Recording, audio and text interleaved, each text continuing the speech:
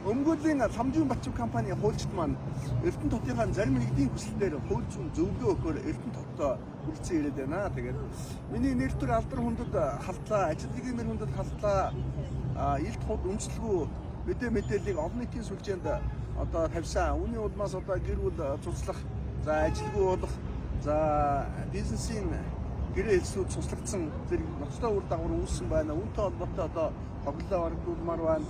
За гим хорны хэмжлэгээр байна гэсэн ийм асуудлаар нэлээд хэд хэдэн хүн одоо бидэнд хандсан байгаамаа. Тэгээд нэхэмжлэгч нартайгаа уулзлаа. За хэргийн материалтайгаа танилцлаа.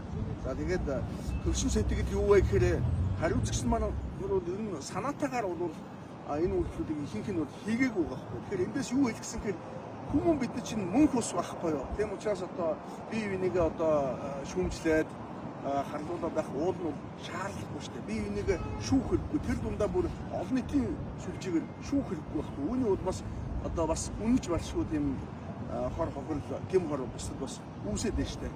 Тийм учраас бид нар харах өнцгөөд одоо зөв болох хэрэгтэй бол гэсэн сэтгэл надад одоо төрж шүү дээ. Харах өнцг нь зөв байх юм бол сүйдэлтэй газар ч гэсэн гэрэлтэн гэсэн ийм сайхан үг байдаг шүү дээ. Тийм учраас одоо аливаа зүйлийг эргээр харцгаая л гэж би уриалмаар байна.